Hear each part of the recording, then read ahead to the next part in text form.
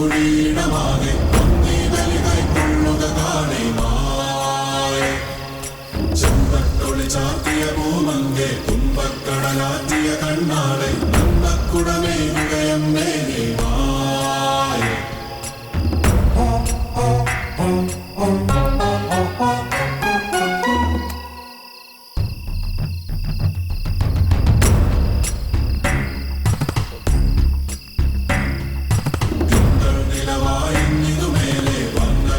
ചൂടിയിടമാകെ ഒന്നീ ബലി കൈക്കൊള്ളുക കാണേമായ ചെന്തി വിളി നീ നീട്ടുക കാണേമായ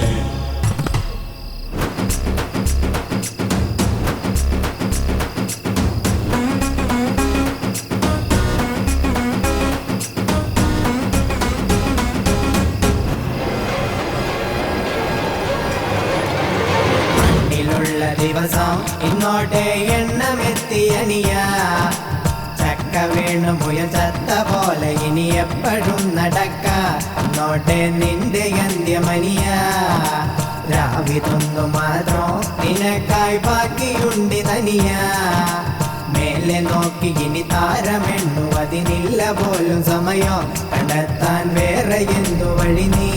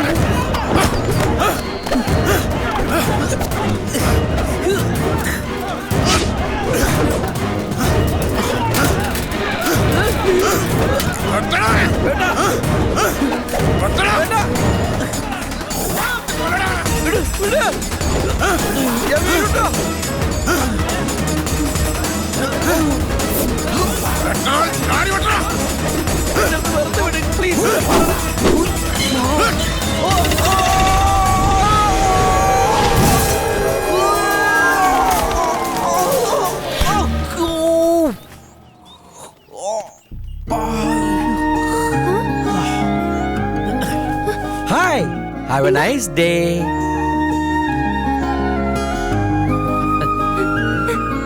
Thank you.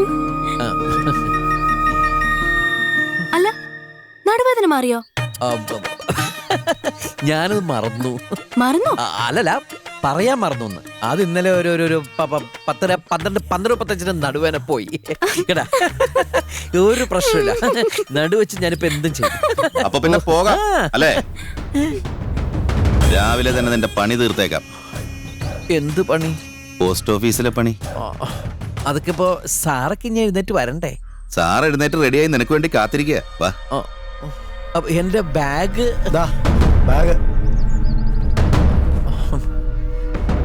അയ്യോ, ഞാൻ കുളിച്ചില്ല. പല്ല് തേച്ചാവോ ഞാൻ?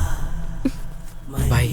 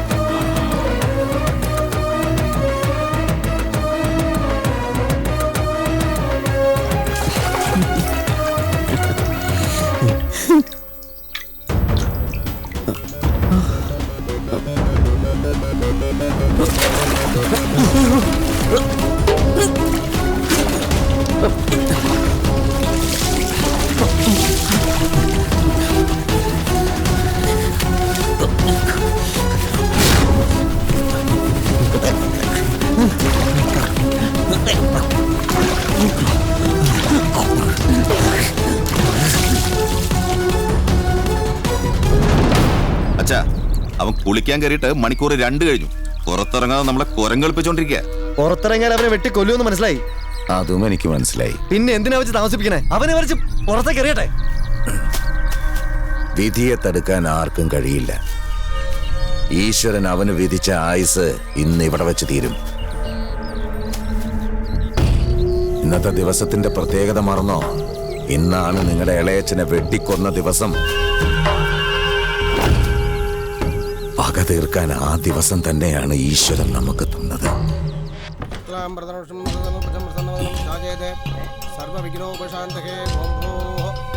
എന്താണാവോ?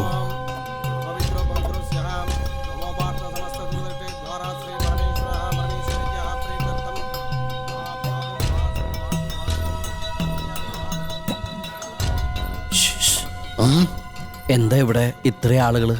നിന്നെ കൊല്ലാൻ ഇത്രയും പേരും എന്നെ കൊല്ലാൻ?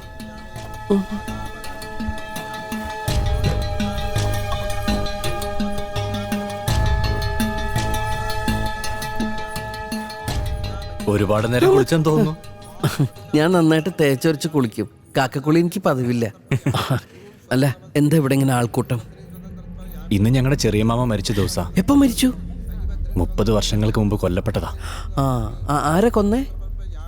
അയൽ ഗ്രാമത്തിലെ ഗ്രാമത്തലവൻ വീരഭദ്രൻ.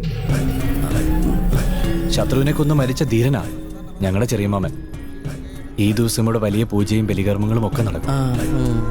ചെറിയ മാമൻ ആത്മശാന്തി കിട്ടണമെങ്കിൽ ശത്രുവിന്റെ ജീവിച്ചിരിക്കുന്ന മകൻ കൊല്ലപ്പെടണം എന്നാ പ്രശ്നവിധി. അയ്യോ, എന്തേ?